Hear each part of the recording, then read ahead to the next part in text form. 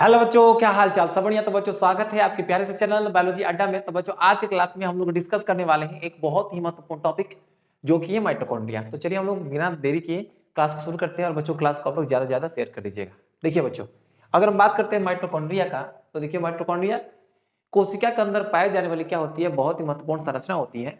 और बच्चों इसे हम लोग अलग अलग नामों से जानते हैं। तो समझिएगा बच्चों, हम लोग यहाँ पे माइटोकॉन्ड्रिया को डिस्कस कर लेते हैं। ठीक है, अब देखिए माइटोकॉन्ड्रिया को हम लोग क्या कर सकते हैं, तो माइटोकॉन्ड्रिया को हम लोग power house of the cell यानी कि कोशिका का ऊर्जागृह कह सकते हैं।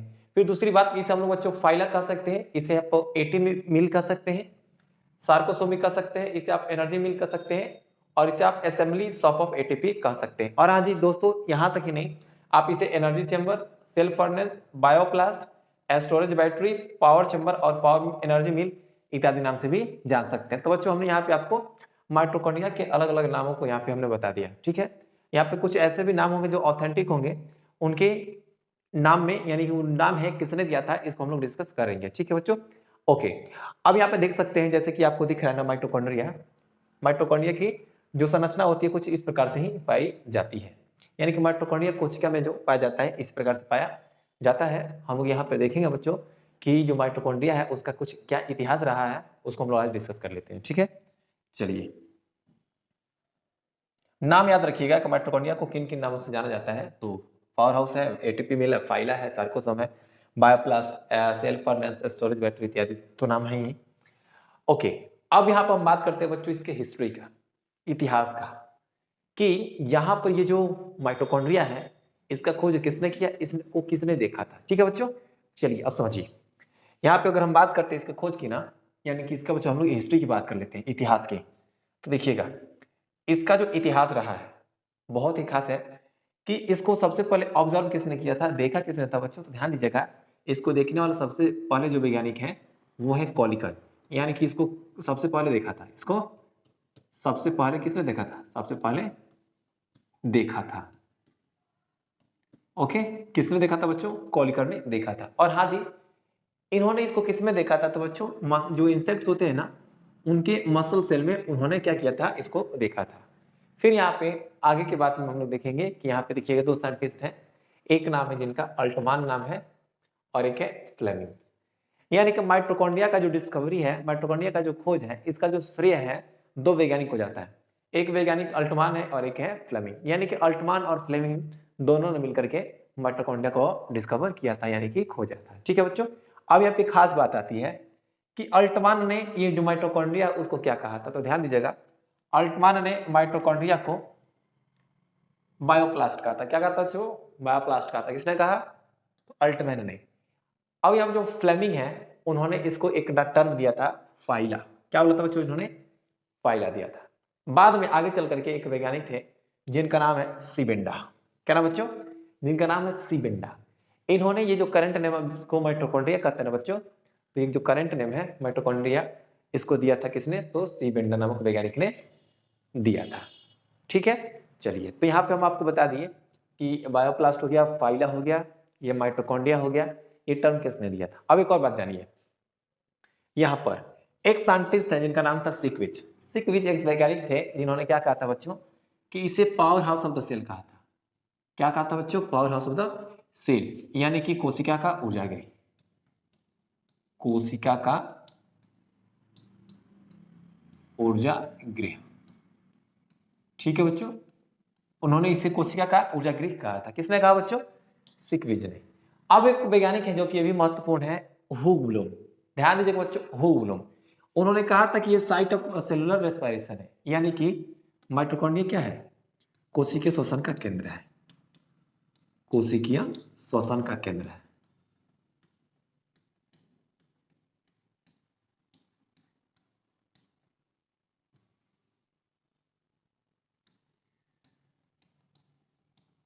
क्या बच्चों, तो कोशिकीय श्वसन के केंद्र है।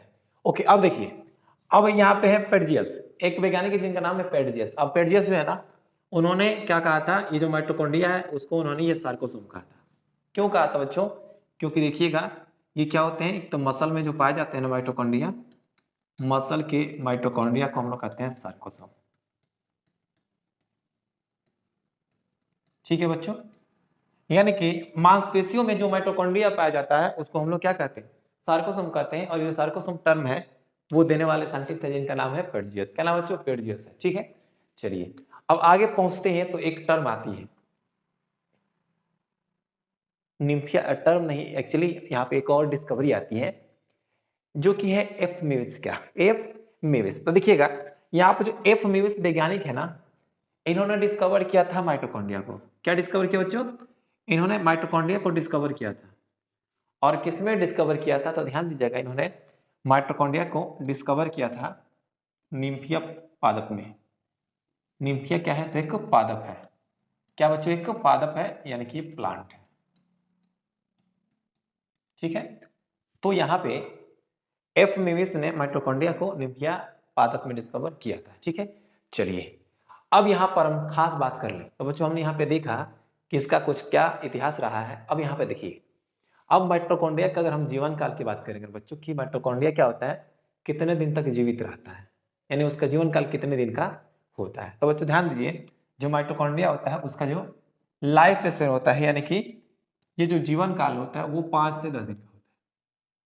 यानी प्रत्येक 5 से 10 दिन के बाद क्या होगा, तो ये जो माइटोकॉन्ड्रिया है वो क्या हो जाएगा, डेड कर देगा। यानी कितने दिन का, 5 से 10 दिन का। ठीक है, चलिए अब यहाँ पे एक बात आती है कि मान लेते हैं कोई सेल है और सेल के अंदर माइटोकॉन्ड्रिया है, तो हम कैसे पता लगाएंगे कि माइटोकॉन्ड्रिया कहाँ है, माइटोकॉन्ड्रिया कहाँ है। ठीक है बच्चों, तो उसके लिए हम क्या करते हैं, तो एक तकनीक अप्लाई करते हैं जिसको हम लोग कहते हैं एस्टेनिक टेक्निक। क्या करते हैं बच्चों, एस्टेनिक टेक्निक, यानी कि अविरंजित कर देते हैं, रंग देते हैं। अब मान लीजिए कि हम लोग क्या करेंगे, तो देखिएगा बच्चों, हम बहुत सारे क्या करते हैं, सब्जियों को मिक्स कर दिए, सब्जियों को मिक्स कर देते हैं। अब उसमें से आपसे पूछेगा कि टमाटर कौन है, टमाटर कौन है।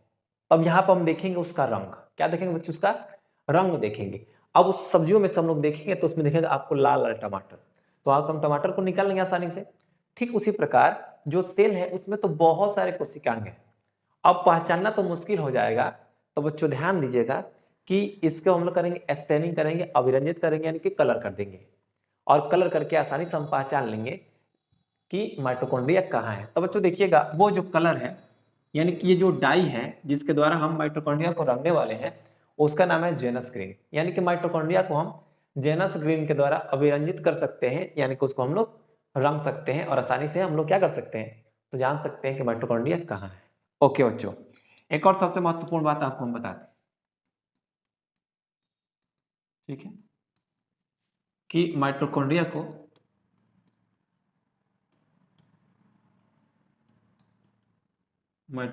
को माइक्रोस्कोप में आसानी से देख सकते हैं।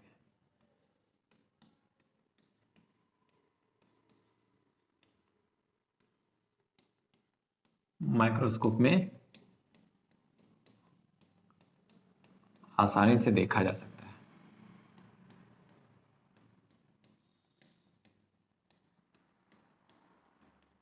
ठीक है बच्चों, क्या कर सकते हैं, तो जो माइटोकॉन्ड्रिया है उसको हम लोग लाइट माइक्रोस्कोप में भी आसानी से देख सकते हैं। ठीक है, कौन सा, हमको ज्यादा इलेक्ट्रॉन माइक्रोस्कोप की आवश्यकता नहीं पड़ेगी। ठीक है, लाइट माइक्रोस्कोप से देख सकते हैं। अब क्यों देख सकते हैं, तो ध्यान दीजिएगा कि ये जो माइटोकॉन्ड्रिया होता है ना, कोशिका के अंदर पाया जाने वाला दूसरा सबसे बड़ा कोशिकांग होता है। इसको भी आप ध्यान रखिएगा, माइटोकॉन्ड्रिया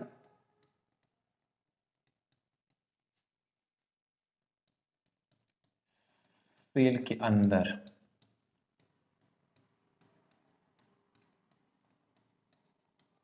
पाया जाने वाला दूसरा बड़ा कोशिकांग है।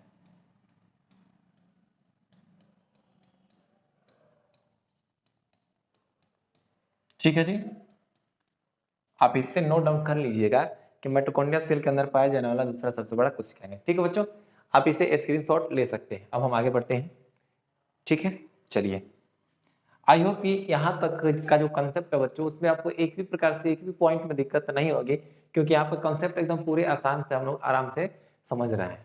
यानी कि यहाँ पर बच्चों एक एक कंसेप्ट को हम लोग आपको, यानी कि हम आपको एकदम अच्छे तरीके से समझाने का प्रयास करेंगे ताकि आपको समझने में दिक्कत ना हो। और ये जो है, जो बायोलॉजी है आपको बोरिंग नहीं लगे, आपको लगे कि बायोलॉजी है ये बहुत ही आसान है, इसको समझना मुश्किल नहीं है, समझना आसान है। ठीक है, चलिए जी, ओके। अब हम बात कर लेते हैं बच्चों इसके ऑकरेंस के, यानी कि ये कहां पर पाया जाता है, माइटोकॉन्ड्रिया कहां कहां पर उपस्थित हो सकता है। चलिए देखते हैं बच्चों, ध्यान से समझिएगा। देखिए, सबसे पहले बात पहले बात यही है कि देखिएगा, जो माइटोकॉन्ड्रिया होता है ना, वो कहां कहां पर पाया जा सकता है। देखिए, तो माइटोकॉन्ड्रिया आपके पाए जा सकते हैं, एनिमल में भी पाए जा सकते हैं और साथ ही साथ ये प्लांट्स में भी पाए जा सकते हैं। यानी कि ये एनिमल में भी पाए जाते हैं और प्लांट्स में भी पाए जाते हैं। सिंपल सी बात है, एनिमल एंड प्लांट्स, ठीक है, में पाए जाते हैं, पाए जाते हैं, ठीक है। और हाँ जी, यहाँ पे देखिएगा, अगर हम बात करेंगे ना तो बच्चों ध्यान दीजिएगा, प्रोकैरियोटिक सेल, प्रोकैरियोटिक सेल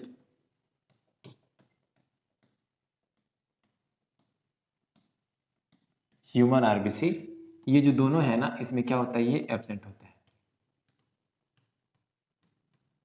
क्या होता है बच्चों, एब्सेंट होता है, यानी अनुपस्थित होता है। मतलब कि ये जो माइटोकॉन्ड्रिया है ना ही ह्यूमन आरबीसी में पाया जाता है और ना ही प्रोकैरियोटिक सेल में पाया जाता है। ठीक है बच्चों, ओके जी, ओके।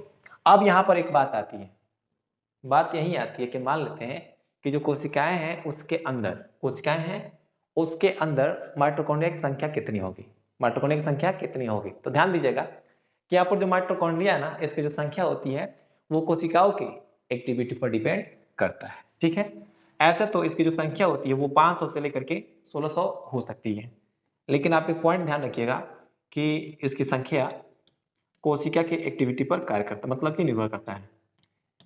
इसकी संख्या सेल के सक्रियता पर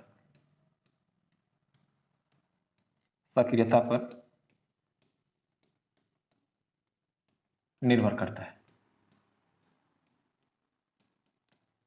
यानी कि जो संख्या है वो उसके बोले तो वो माइटोकॉन्ड्रिया की जो संख्या है, तो बच्चों लोग ध्यान दीजिएगा, ये किसके ऊपर निर्भर करता है, तो सेल की सक्रियता पर निर्भर करता है।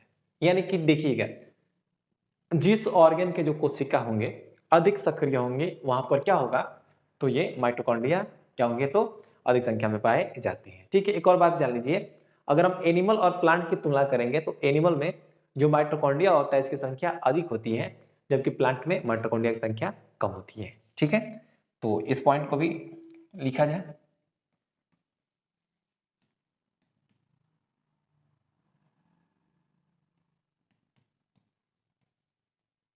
एनिमल में अधिक होता है, एनिमल में अधिक, प्लांट में कम।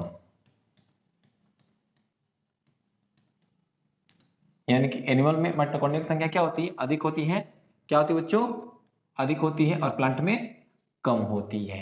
ओके, यहाँ पर देखिएगा हमने नंबर भी बता दिया कि कितने नंबर होंगे, ये 500 से लेकर के 1600 हो सकते हैं, लेकिन कुछ एक्सेप्शंस भी हैं।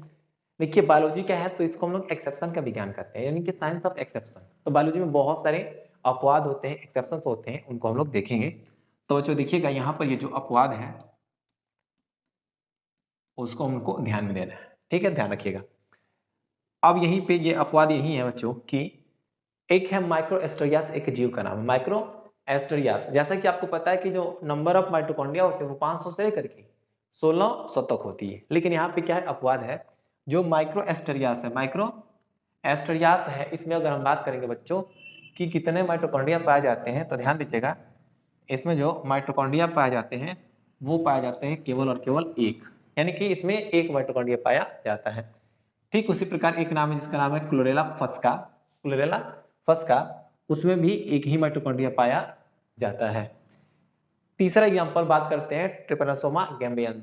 ट्रिपेनोसोमा जो गैम्बियंस होते हैं इसमें भी आपको एक ही माइटोकॉन्ड्रिया दिखाई देता है। बट यहाँ पे ध्यान दीजिएगा, अगर हम बात करते हैं जाइंट अमीबा की, जाइंट अमीबा की, यानी कि जिसको क्योस क्योस है, क्या बच्चों ये क्योस क्योस क्या है, तो एक जाइंट अमीबा है, एक बड़ा सा अमीबा है, और ये जो जाइंट अमीबा है ना, उसमें नंबर ऑफ माइटोकॉन्ड्रिया की बात करेंगे बच्चों, तो नंबर ऑफ जो माइटोकॉन्ड्रिया होता है वेरी हाई होता है, यानी कि ये 5 लाख होता है। ठीक है बच्चों, याद रखिएगा। तो सबसे अधिक क्या है, ये तो क्योस में है, जिसकी संख्या होगी 5 लाख। कितना होगा बच्चों माइटोकॉन्ड्रिया की संख्या? 5 लाख। एवरेज कितना था? 500 से 1600, लेकिन इसमें हमने क्या देखा? 5 लाख, जो कि क्या है बच्चों, एक एक्सेप्शन है, अपवाद है। ठीक है बच्चों, चलिए आई होप कि आप समझ गए कि कहाँ पर पाया जाता है और कहाँ पर नहीं पाया जाता है। ठीक है, चलिए एक और बात ध्यान रखिएगा, ये जो प्लांट और एनिमल होते हैं बच्चों, क्या होती है? यूकैरियोटिक सेल होते हैं। क्या होते हैं? यूकैरियोटिक सेल होते हैं। तो यूकैरियोटिक सेल में क्या होता है? प्रेजेंट होता है, यूकैरियोटिक सेल में उपस्थित होता है। तो बच्चों आप इसे नोट डाउन कर लीजिएगा। हम इसे करते हैं इरेज और आगे बढ़ते हैं। तो बच्चों अब हम बात करेंगे माइटोकॉन्ड्रिया का शेप और साइज का। माइटोकॉन्ड्रिया के शेप और साइज की बात करेंगे, कि माइटोकॉन्ड्रिया का जो शेप होता है कैसे होता है और इसका साइज कैसे होता है। ठीक है, चलिए देखिए, अगर हम इसके शेप की बात करेंगे तो बच्चों ध्यान दीजिएगा, इसका जो शेप होता है वो सिलिंड्रिकल होता है, बेलनाकार होता है, रॉड शेप हो सकता है। कैसा हो सकता है बच्चों? रॉड शेप हो सकता है। ठीक है, दूसरी बात देखिएगा, ये स्पाइरल होता है और एक होता है सॉसेज की जैसे। स्पाइरल कहाँ पे पाया जाता है? तो देखिएगा एस्पर्म में जो माइटोकॉन्ड्रिया होता है वो एस्पाइरल होता है। कैसा होता है बच्चों? एस्पाइरल माइटोकॉन्ड्रिया पाया जाता है हमारे शुक्राणु में। ठीक, चलिए यहाँ पर अब हम बात कर लेते हैं। हमने शेप की बात कर ली, तो शेप में आपको या तो रॉड होगा, या तो सिलिंड्रिकल होगा, या तो स्पाइरल होगा, या तो एक होता है सॉसेज होता है। कैसा बच्चों? सॉसेज के जैसा। ठीक है, चलिए अब यहाँ पे आप देख पा रहे हैं ये माइटोकॉन्ड्रिया आपके सामने है। क्या बच्चों? माइटोकॉन्ड्रिया आपके सामने है। अब इसके हम लोग लेंथ की बात कर लेंगे और थिकनेस की बात कर लेते हैं। तो बच्चों ध्यान दीजिएगा, इसका जो लेंथ होता है, इसका जो लेंथ होता है वो होता है 1 से लेकर के 4.5 माइक्रोमीटर तक। कितना बच्चों? तो इसका जो लेंथ होगा,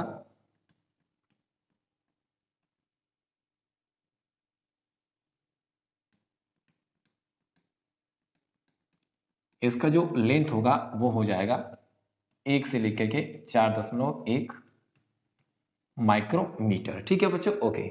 अब यहाँ पर अगर हम इसके थिकनेस की बात करते हैं, यानी कि मोटाई की बात करते हैं, तो इसकी जो मोटाई होती है वो होती है 0.2 से लेकर के 1 माइक्रोमीटर तक। 1 माइक्रोमीटर तक क्या होती है इसकी मोटाई होती है, यानी कि जिसको हम लोग चौड़ाई भी कहते हैं।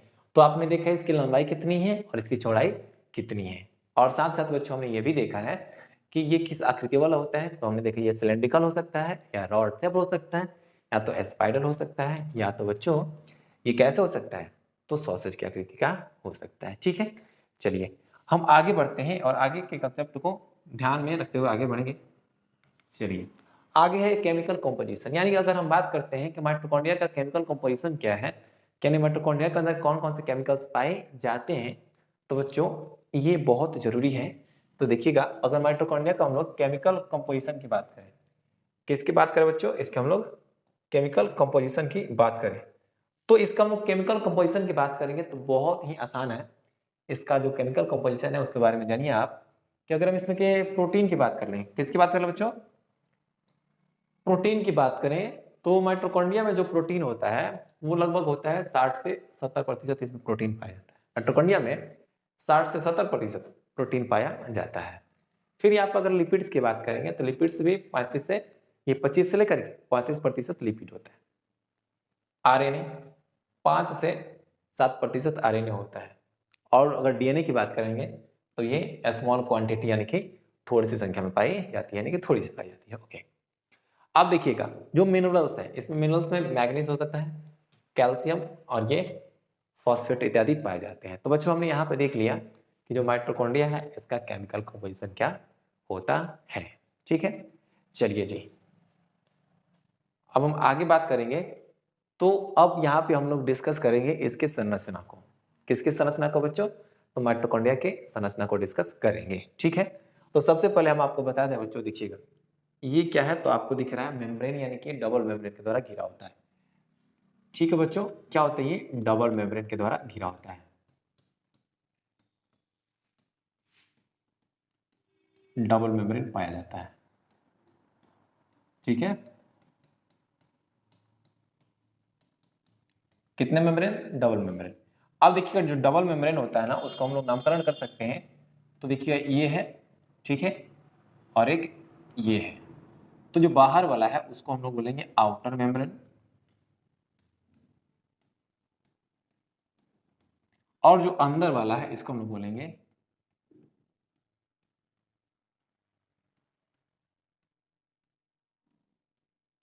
इनर मेम्ब्रेन, यानी कि आउटर मेम्ब्रेन और इनर मेम्ब्रेन होता है। ओके, अब जानिए, अब यहां पे देखो ये जो फोल्ड आपको दिख रहा है ना बच्चों, फोल्ड है, इस फोल्ड का नाम है क्रिस्टी। क्या नाम है बच्चों? क्रिस्टी होता है, ठीक है। ओके जी, अब यहां पे देखिएगा ये इसके अंदर जो है ना, ध्यान से देखिएगा, ये इसके अंदर तरल पदार्थ भरा हुआ है। क्या भरा बच्चों? तरल पदार्थ भरा हुआ है। अब ये जो तरल पदार्थ है इसको हम लोग कहते हैं मैट्रिक्स। क्या कहते हैं जी? मैट्रिक्स कहते हैं। ओके, अब देखो ये आउटर मेम्ब्रेन है और ये इनर मेम्ब्रेन है। आउटर मेम्ब्रेन है और इनर मेम्ब्रेन है, तो आउटर मेम्ब्रेन और इनर मेम्ब्रेन के बीच में गैप है। क्या बच्चों? आउटर मेम्ब्रेन और इनर मेम्ब्रेन के बीच में क्या है? गैप है, यानी कि ये जो आपको गैप दिख रही है ना, इसका नाम है peri mitochondrial space. Peri mitochondrial space होता है। क्लियर है बच्चों? ओके, अब देख लो आप, अगर हम बात करते हैं इसके अंदर और कौन सी संरचना पाई जाती है, तो देखिए इसके अंदर जो संरचना होती है ना बच्चों, वो होती है, देखिएगा इसमें राइबोसोम पाया जाता है,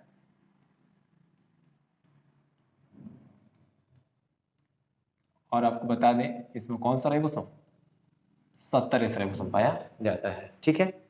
चलिए यहाँ पे अगर हम दूसरी संरचना की बात करेंगे तो दूसरी संरचना में देखिएगा तो आपको दिख जाएगा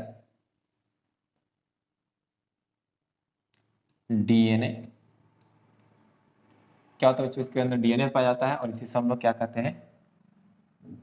एम्प्टी डीएनए कहते हैं, एम्प्टी डीएनए कहते हैं, ठीक है। अब देखिए इसमें खुद का अपना डीएनए है, खुद का अपना डीएनए है, इसलिए ये जो माइटोकॉन्ड्रिया होता है ना बच्चों, ये जो माइटोकॉन्ड्रिया होता है इसको हम लोग क्या कहते हैं? इसे हम लोग कहते हैं सेमी ऑटोनोमस। सेमी ऑटोनोमस यानी कि इसको हम लोग अर्धस्वायत्त कोशिकाओं के नाम से भी जानते हैं, ठीक। तो यहाँ पे हमने देख लिया कि इसमें डीएनए है, इसमें मैट्रिक्स है, इसमें राइबोसोम है, आउटर मेम्ब्रेन है, इनर मेम्ब्रेन है। आउटर मेम्ब्रेन और इनर मेम्ब्रेन के बीच में गैप है, उसको हम लोग कहते हैं क्या? Peri mitochondrial space. और ये जो अंदर फोल्ड है उसको हम लोग बोलते हैं क्रिस्टी, ठीक है। चलिए जी, अब यहाँ पर जो सबसे खास बात है, ध्यान दीजिएगा, ये जो क्रिस्टी होता है ना बच्चों, उसमें कुछ खास प्रकार के कण पाए जाते हैं, कुछ खास प्रकार के कण पाए जाते हैं। अब ये कण कौन कौन से हैं या कैसे होते हैं ये कण, उसको हम लोग डिस्कस कर लेते हैं। देखिएगा बच्चों, कण की बात करें तो देखिए इसमें ऐसे कुछ कण पाए जाते हैं।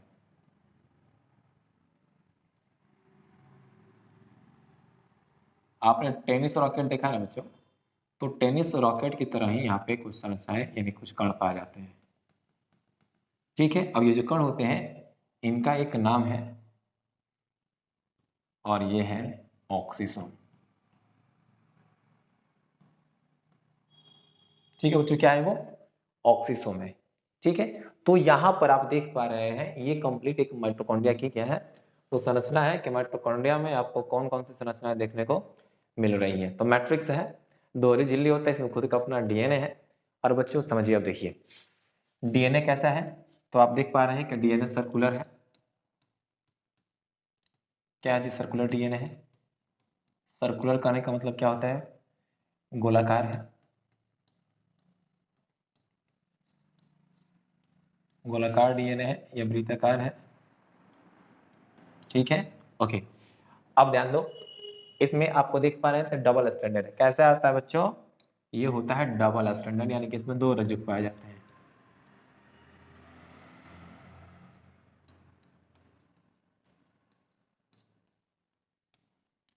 डबल स्टैंडर्ड होता है, और कैसे होता है? तो ये सिंगल होते हैं, यानी कि इसकी संख्या एक होती है, यानी कि जो माइटोकॉन्ड्रिया होता है उसमें सिंगल सर्कुलर डीएनए होता है और डबल स्ट्रैंडेड डीएनए पाया जाता है, इसलिए इसे हम लोग सेमी ऑटोनोमस सेल ऑर्गेनिल कहते हैं। ठीक है, एक बात समझिएगा बच्चों, यहाँ पर अगर माइटोकॉन्ड्रिया और एक बैक्टीरिया को कंपेयर करेंगे, माइटोकॉन्ड्रिया को और एक बैक्टीरिया को कंपेयर करेंगे, तो हमको पता चलेगी कि जो बैक्टीरिया है और ये जो माइटोकॉन्ड्रिया है उसकी जो संरचना होती है बच्चों लगभग एक जैसी होती है। कैसे होती है?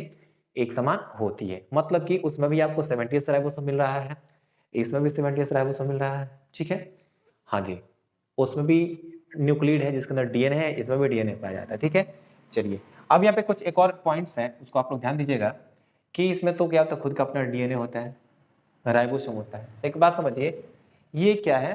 तो बच्चों ये है एक कोशिका। क्या बच्चों? एक कोशिकांग है, और ये किस में पाया जा रहा है? तो कोशिका के अंदर। इसको जब हम कंपेयर करा रहे हैं बैक्टीरिया से, तो बैक्टीरिया से ये हूबहू मिल रहा है। तो बच्चों क्या हम इसे ये नहीं कह सकते हैं कि ये सेल के अंदर सेल के अंदर सेल वाली संरचना है, सेल वाली संरचना, यानी कि बालक ये जो माइटोकॉन्ड्रिया है ये है cell within cell, cell within cell, यानी कि सेल के अंदर सेल वाली संरचना होती है। ठीक है बच्चों, चलो जी, यहां पर हमने इसके स्ट्रक्चर को तो देख लिया। अब हम यहाँ पर बात कर लेंगे इसके, अगर हम मेम्ब्रेन की बात करेंगे बच्चों, इसके मेम्ब्रेन की बात करेंगे कि आखिर इसका जो मेम्ब्रेन होता है कैसा होता है, तो समझिएगा। आप इसे इतना नोट डाउन कर सकते हैं या आप इसे स्क्रीनशॉट ले लीजिएगा। ओके बच्चों, चलिए अब देखिएगा यहां पर जो है कि हमने तो ऑलरेडी आपको बता दिया कि डबल मेम्ब्रेन है, यानी इसका जो ये आउटर मेम्ब्रेन है, आउटर मेम्ब्रेन, तो ध्यान दीजिएगा जो माइटोकॉन्ड्रिया होता है उसका जो आउटर मेम्ब्रेन होता है वो क्या होता है? स्मूथ होता है। कैसा होता है? स्मूथ होता है। लेकिन यहीं पे अगर हम इनर मेम्ब्रेन की बात करेंगे,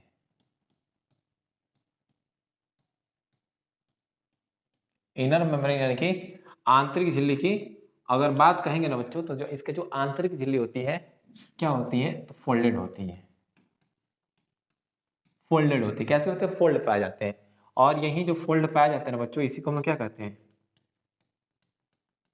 ऐसे ही हम लोग क्रिस्टी के नाम से जानते हैं। ठीक है, आई होप कि जो माइटोकॉन्ड्रिया की जो संरचना है इसे आप आसानी से समझ गए होंगे। ठीक है, कि अब देखिएगा इसके अंदर जो लिक्विड होता है, यानी कि इसके अंदर जो तरल पदार्थ होता है, जो तरल पदार्थ होता है उसको हम लोग कहते हैं मैट्रिक्स। क्या कहते हैं बच्चों? उसको हम लोग मैट्रिक्स के नाम से जानते हैं। क्लियर है? ओके, अब देखिए यहां पर देखिए ये जो क्रिस्टी है ना बच्चों, क्रिस्टी, तो उसमें टेनिस के रॉकेट की जैसी संरचना होती है जिसको हमने ऑक्सीसोम कहा था। अब हम ऑक्सीसोम को थोड़ा सा जानते हैं। ठीक है, अब देखिएगा ये है ऑक्सीसोम। तो बच्चों देखिएगा इसे हम लोग एलिमेंट्री पार्टिकल्स भी कहते हैं, और हाँ जी इसे हम लोग ऑक्सीसोम भी कहते हैं। और इसे खोजा था किसने? एक मोरन नामक वैज्ञानिक ने, इसलिए इसको हम लोग मोरन पार्टिकल भी कहते हैं। यानी कि जो ऑक्सीसोम है इसके कौन कौन से नाम है? तो एलिमेंट्री पार्टिकल कहिए, और हाँ जो बच्चों इसको हम लोग F0 F1 पार्टिकल भी कहते हैं। यहाँ पे अगर हम माइटोकॉन्ड्रिया में इसकी संख्या की बात करें तो इसकी संख्या कितनी होती है? तो बच्चों ध्यान दीजिएगा, इसकी जो संख्या होती है 10 का पावर 4 से लेके 10 का पावर 5 तक होती है। क्या बच्चों? इसकी ये संख्या है। ओके जी, इसकी संख्या हो गई है। अब यहाँ पे आप देख पा रहे हैं कि ये जो आपको दिख रहा है ना, ये क्रिस्टी है ये।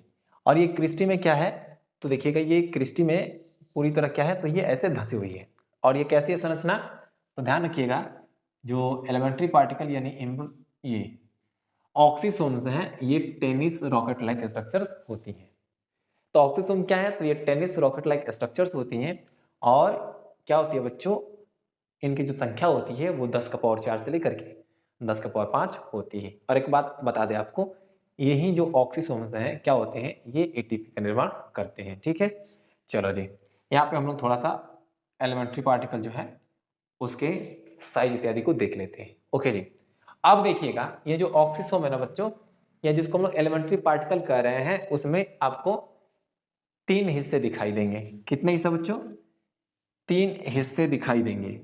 एक हिस्सा जिसको हम लोग हेड कहते हैं, दूसरा है स्टॉक और तीसरा है बेस।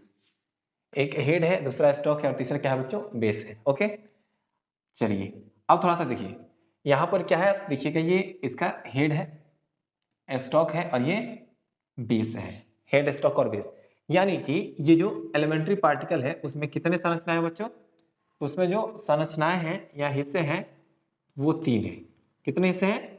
3 है। एक है हेड, स्टॉक और बेस। क्या है बच्चों? तो इसमें 3 संरचनाएं हैं, हेड है, स्टॉक है और बेस है। अब यहाँ पर बात आती है बच्चों कि अगर हम हेड की बात करेंगे तो हेड की लंबाई कितनी होती है? हेड की लंबाई कितनी होती है, फिर बेस की लंबाई कितनी होती है, डायमीटर कितना होता है, ये सब हम लोग डिस्कस करने वाले हैं।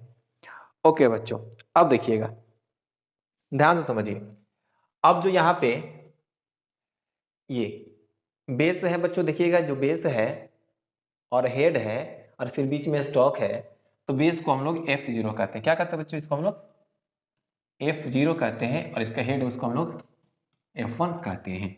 तो बच्चों ध्यान दीजिएगा, अगर हम हेड की लंबाई की बात करेंगे, हेड की लंबाई की बात करेंगे ना कि इसकी लंबाई कितनी होती है, लेंथ कितना होता है, तो बच्चों ध्यान दीजिएगा इसका जो लेंथ होता है वो होता है 11 नैनोमीटर। क्या होता है बच्चों? 11 नैनोमीटर होती है। अगर हम इसके थिकनेस की बात करेंगे, बेस के किसकी थिकनेस की बात कर रहे हैं हम लोग? बेस के थिकनेस की बात कर रहे हैं, जिसको हम F0 बेस कर रहे हैं, उसको थिकनेस होता है वो होता है 1.5 नैनोमीटर इसका थिकनेस होता है। ओके, अब हम जो यहाँ पे है दूसरी संरचना की बात करेंगे, तो दूसरी संरचना है वह स्टॉक। क्या है बच्चों? स्टॉक है। अब स्टॉक में देखेंगे तो इसकी जो लंबाई होती है वो 5 नैनोमीटर होती है और इसका जो ये मोटाई होती है वो 3.5 क्या होती है? नैनोमीटर होती है। कितने होते हैं बच्चों? 3.5 नैनोमीटर होती है। ओके जी, अब सबसे खास बात यहाँ पे आती है बच्चों कि इसका जो हेड होता है, इसका जो हेड होता है इसका डायमीटर कितना होता है?